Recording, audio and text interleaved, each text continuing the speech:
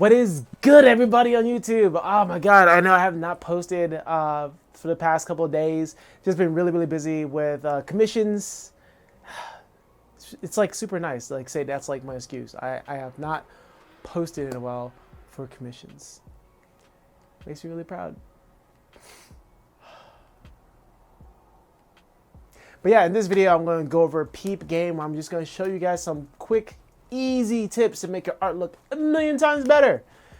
Something that I've been just acknowledging and just seeing online, and I'm not seeing a lot of people putting this stuff out there. So I figured that I'm just going to be that person to do it.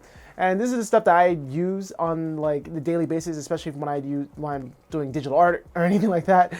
Just little things here and there, like little tweaks that just makes your art look so much better and just pop. Instead, just make sure that you hit the like button and comment down below on what you think about the video and share it with your friends who are trying to get better at digital art. Let's get into it. All right, first thing we're going to start off in this video is color balance. Color balance is literally the best tool that I have ever used on all my illustrations. You can find it in the filters. It's so... I'm not gonna lie to you guys, like I know and I like master color balance like in and out. I just know that when you're shifting the colors, you can either have it affect your shadows, your midtones, or your highlights of your image. By playing around with these settings here and just adding more reds or more blues to things can really get a you can like get an easier mood for your illustrations or your drawings. This helps so much. Normally what I like to do now is that I'll have my duplicated layer that is Gaussian blurred, and I always had it set to overlay, and then I'll play with the color balance to get the colors that I want, and I'll mess with the opacity. So once it's on the overlay layer, everything's a little bit more saturated and brighter. I'll just play around with the opacity to get it to the way I like it, so it's not like overblown or like blown out with like so many different colors. But this really does wonders for literally everything that I do.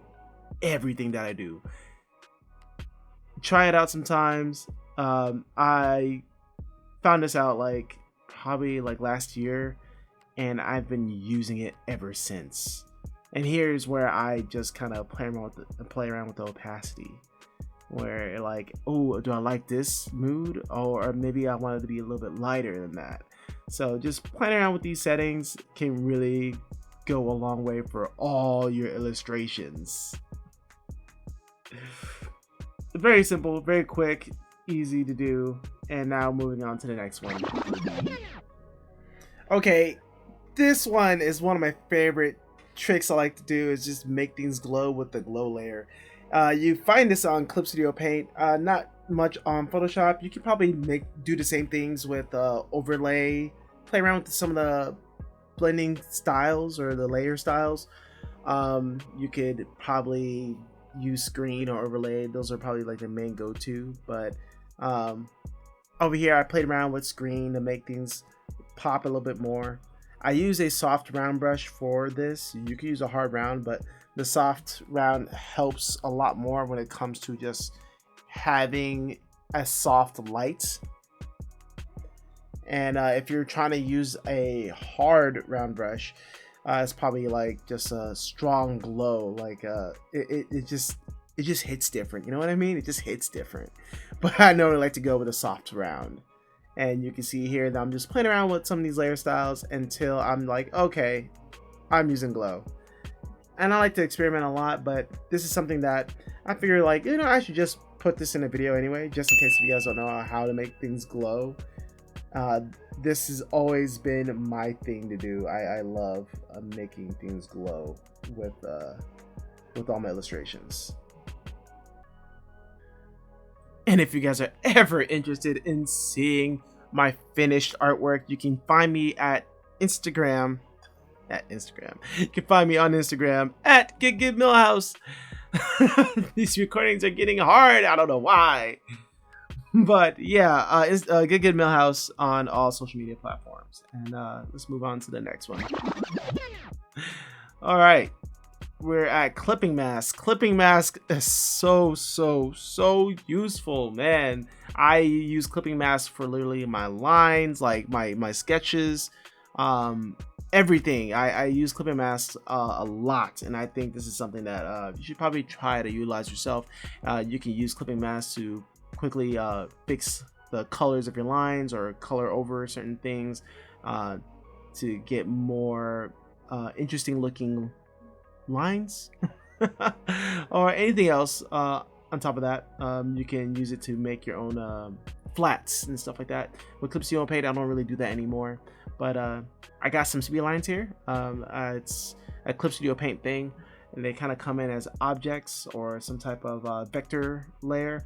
I just rasterize it so it's not like an object or anything like that, and I just transform them to get them to look the way I want them to look. And what I do right after that, I make a new layer. I will fill that layer with a color. I gotta find that paint bucket. There you go. And then all I do is go up top here in this layer here and just find the clipping mask. Just not clipping mask, but just clipping to the layer. And what it does is that clips to the layer underneath it, so therefore turning my black lines into some violet lines. And I repeat this process throughout this entire time. I wouldn't say this entire time, but like I repeat this process for both of my lines here. Jesus, I don't know what. Can't talk. And after that, Bob's your uncle, I am done, and I'm going to just be playing around with the colors of the background. I was going for something very minimalistic, very simple. This is a Spider-Man collab that I'm doing with my friend, so I didn't want to like go super crazy or super ham, so I'm trying out something different. I'm trying to do some more graphic, simplistic styles, trying to experiment more with shapes. Hey, halfway through, let's go. Right now I'm just gonna be using a fisheye lens. Fisheye lens, it's hard to draw characters sometimes, like just kind of like popping out, and I just want things to look a little bit more dynamic. So I just go down to filter, I go to distort, and I go to fisheye lens. And you can just play around with these settings here. You can change the width or the radius of your lens. That little X that I just dragged, that would be where the lens is pointing to. So I had an idea that like I want Sanji. I'm about to say Sanji. I just love Sanji so fucking much. But I also love Zoro too. I have equal love for both of them, but Sanji's always like in my mouth for some reason. I guess I just love Sanji a lot. But I really want Zoro to seem like he's popping out and he's coming at you. And what's a better way of just using a fisheye lens? I use this for even like my rough sketches as well. If I wanted my background to seem like it's engulfing a character or something like that, I just slap on the fisheye lens and I play with it the best of my abilities to like just get it to fit and look nice. A lot of this stuff, guys, is just you're just playing around with it. I really advise you just to start tinkering around with a lot of these options here. A lot of stuff that I use is more on the photo side of like illustration, like if you're going to be doing some photo manipulation type of stuff, like if you had photography. But this helps so much when it comes to art, and I really recommend you guys to even try this out sometime. If you're trying to draw a character in a perspective and you want to have the fisheye lens, you're not Kim Jong-gi, you're not going to just draw it out. We got a computer, we have technology on our side. It's 2021. Stop making things really hard for yourself. It's okay to use these things. So I use a fisheye lens and I just keep playing around with it, and now I'm off to finishing it, and voila, he is done. Oh my god, with Zoro. Oh no, look at my beautiful boy. Oh, he's so freaking beautiful. I love Zoro. I love Zoro. And you, Sanji, I love you too.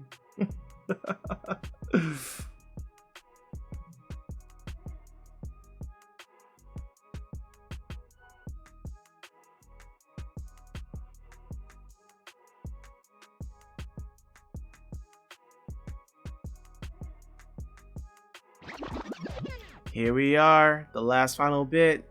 This would be the longest portion of the video, but this helps so much And what I'm going to be talking about right now is the Symmetry Tool. I've talked about Symmetry Tool like briefly a couple times on the Twitch stream, and I don't know if I made a couple videos on this as well, how you can use the Symmetry Tool.